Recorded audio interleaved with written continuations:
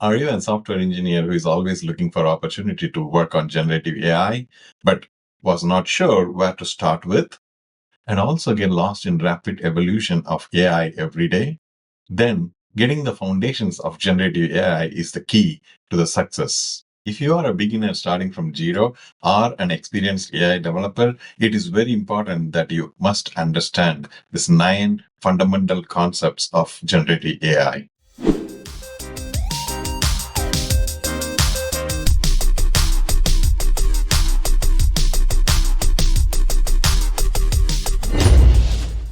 So the first one is the architecture. What are the different architectures available to build a model from scratch? And the second one is what is language model and why is it called a large language model?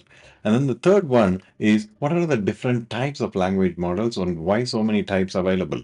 Next one is how do we train a language model from scratch and what are all the different stages of training? And then the next one is what are all the different parameters available during training phase as well as during our inference phase, which is very important for us to understand in order to get the desired results.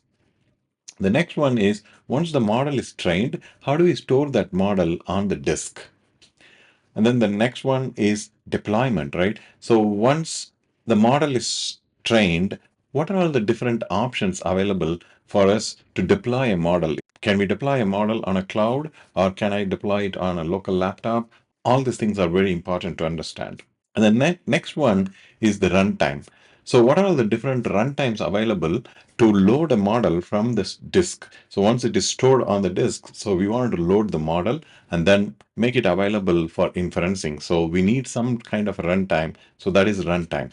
And the last one is the API standard. What are all the different API standards available to expose the model as an API so that anybody can consume it? So these are all the core fundamental concepts of generative AI, which everyone must be aware of. What are the different language model architectures available? So the first one is the statistical language models. So these yearly models predicted words based on the frequency of their appearance in a fixed window of previous words. So this is purely mathematical thing, right? This comes with some limitations. So the first limitation is there is absolutely no semantic meaning of a word because it's purely mathematical. And then the second limitation is it has a short memory. Support for long memory and long context is not supported. The next generation is the neural language models, which is a big milestone in creating a language model because it comes with a semantic meaning. So it represents words as a mathematical vector. By that, it gets the semantic meaning of a word. This neural networks captures the complex patterns and also represents words as mathematical vectors. Still, it comes with some limitations. The first limitation is this process text sequentially, which makes it very slow.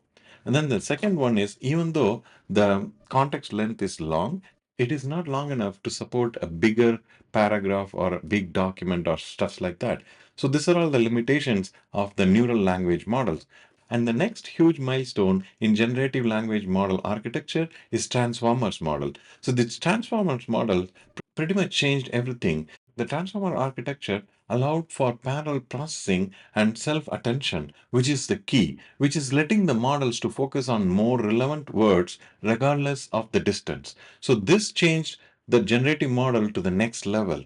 But still, it comes with few limitations. The first one is hallucination. It could sometimes hallucinate the word. And the second limitation is if the data used for training is not good, the output could be totally biased. So those are all the limitations of transformer models. Though there are a lot of architectures available, I only cover three important ones which are key for the evolution of generative models. So let's get into the second core concepts of generative AI. So language model. What is a language model? We all know language model is nothing but a model or an AI system which are trained on a set of language data to predict the next words. But what is large language model? So large language model is nothing but an AI system which is trained on a massive amount of data to understand and predict a human like language. So that is the objective of a large language model, which is trained on a massive amount of data. So how does it do? See, it learns the statistical patterns of words and determine the most probable next word. By building a large language model, we could solve a lot of use cases. The first one is summarizing a text and translating a text and answering questions. So the next one is, what are the types of large language models? So we talked about a language model is all about text, but it is not only text. So the first type of the model is text generation models. Basically, it is a generation model. It could generate text potentially, but it is not only text. Okay, so text generation models, so for example, GPT-4o is a text generation model. So this is, for this model, the input is a text and then output is a text as well. So the second type of the model is image generation model. So for this type of a model, the input could be a text or an image. The output is going to be an image. So you can explain a type of image you want, or by giving an image and then say modify an image. So it will generate an image based on the input. The third one is video generation models. So for this model, the input could be an image and a text. So you can say, okay, using this image, create an animation of this person moving from this place to this place, something like that. It generates a video for as per the description and the image input provided. The next one is audio and speech generation model. This one is really helpful because to generate voice from text and from text to voice, right? So this is text to speech and speech to text. So the input could be either a text or a speech. So if you pass a text, it will convert it into a speech. And if you pass an input as a speech, it will convert it into a text. Okay. So that 11 Labs is provides a lot of models which could potentially convert text and speech back and forth. Okay. So the next one is 3D and spatial models. So these models are very special models trained to generate 3D models, 3D objects.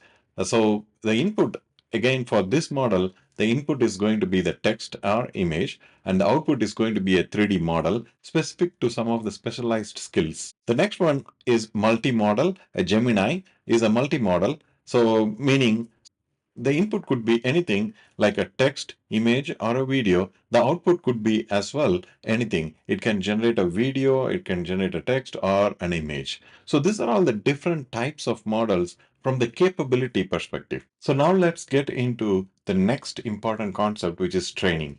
What are all the different stages of training? So the first stage of the training is pre-training. So the pre-training is where the model learns from trillions of words by predicting missing and next words to understand the language, logic, and the facts. This phase of the training is done using a self-supervised method. After the base model is trained, it is called as foundation models. So for example is Llama 3 base model. So if you go to Hugging Face, you can see all the base version of the model or the foundation models. Those are all just pre-trained models. So with that model, it can easily predict the next word. So if you give a story starting line, it can write a story easily, but it cannot follow any instructions or answer any questions what you are asking. For that, we need to move on to the next stage of the training, which is called instruction tuning.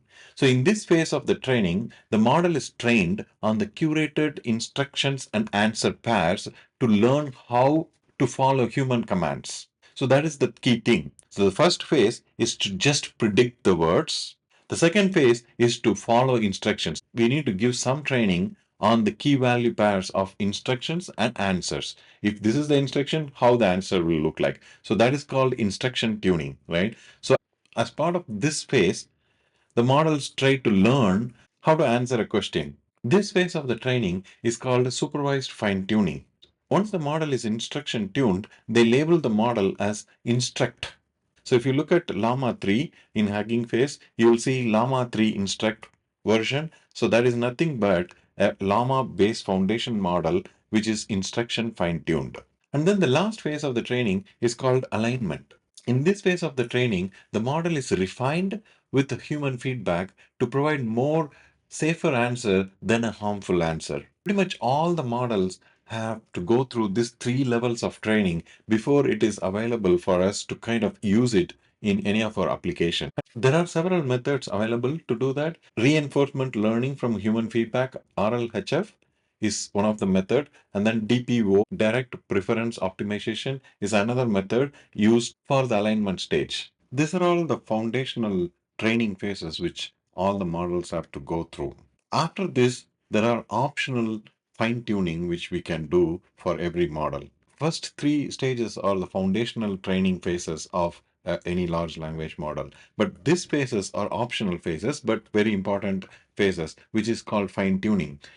In this phase, there are three ways you can fine tune a model. The first phase is full fine tuning, in which every single parameter in a model is updated, and this is powerful but requires a massive hardware support. So, say for example, if we have a model with so many parameters in it, and if we touch every parameter and then update and then fine tune it, and that is what the full fine tuning means. This one generally happens at a 32-bit. This is called full precision. The second method is called parameter efficient fine tuning. In this case, what we don't touch all the parameters, we only touch a small fraction of parameters and update those parameters for tuning the model. So say for example, if you have this much of parameters and if you just tend to update only the few set of parameters, this is called performance efficient fine tuning. In this case also, we maintain the full precision of 32-bit. And then the third one is very important, which is quantized fine tuning. In this phase, the model is compressed so that it can run on a simple hardware. What happens underlying is the model get compressed. So all the parameters of the model is getting compressed halfway. So from 32 to 16-bit. And then for the additional training, we add few more parameters for the new set of data or a much higher precision, right? So that it maintains the accuracy of the new data which is added to this model. As part of the quantization, all the existing parameters gets compressed into either half precision or quarter precision. So there are different levels of precisions. So you can go from anywhere from 32-bit is a full precision, 16-bit 16-bit is half precision, and then you can go from there to 8-bit and also even a 4-bit. So these are all the different quantization methods available. So as part of the quantized fine tuning, we do two things at the same time. One is compress all the existing parameters and add new parameters at a higher precision. So that is what quantized fine tuning means. So these are all the different fine tuning methods available for a large language model. So this is primarily used to build a custom data set. For example, the MedPalm is a model trained on a custom curated medical data set. So all this kind of fine tunings can be used to take the base model or an instruction tuned model and then train or add a custom domain specific data so that the model weights gets adjusted to learn the new data. So with that, we'll move on to the next section, which is parameters. So what are model parameters? When we say model parameters, generally we know whenever we refer to a model, we call it as 70 billion parameters, 8 billion parameters. So what are parameters, right? So we need to understand what is this parameters. Is it something we generate or is it systematically generated? There are two different sets of parameters. The first set of parameters is called hyperparameters, which are like parameters which are used to define or train the model. So, for example, I have listed some of the hyperparameters here. So, number of layers, which are number of neural network layers which are needed for the architecture to train the model. And then the context window, how big or small is the context window, the learning rate, batch size, drop rate, temperature, top P. These are all some of the hyperparameters used or configured to train the model. If you add the initial weights to the hyperparameter, then you do the training. As part of the training, it generates two things. One is it generates the model weights and also it generates the model bias. So this is what we call it as the number of parameters. So if you sum up the total of the model weights and the biases generated, it provides the number of parameters. So For example, if you have a llama model with 8 billion parameters, that means it total count of the generated weights and bias is equal to 8 billion, close to 8 billion approximately. And this is what gets stored in the model file. So the generated model weights and the bias are get stored in the model file. So overall, if you look at it, if you take the hyperparameters with the initial weights and do the training of the model, which generates the model weights and the biases, which get stored in the model file as a model. So that's what the model consists of, the weights. Just majority of the model file consists of weights. The bias is something which is a very little percentage of the model file. Let's look at an example model and see what it has.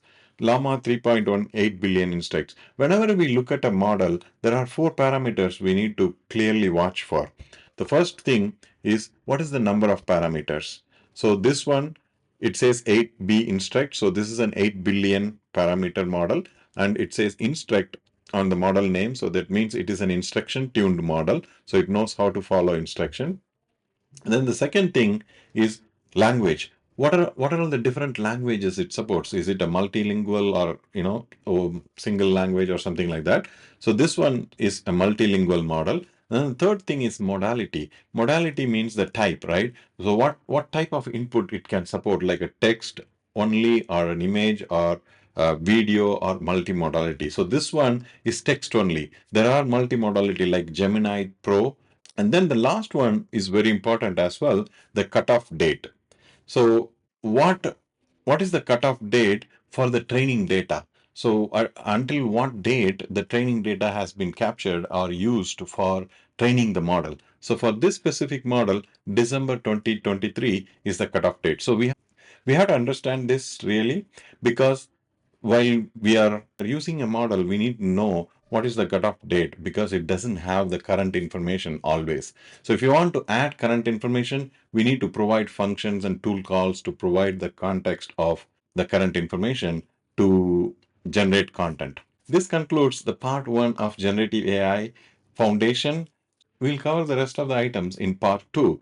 Please subscribe to our channel to get notified when we release the video. Until then, see you. Goodbye.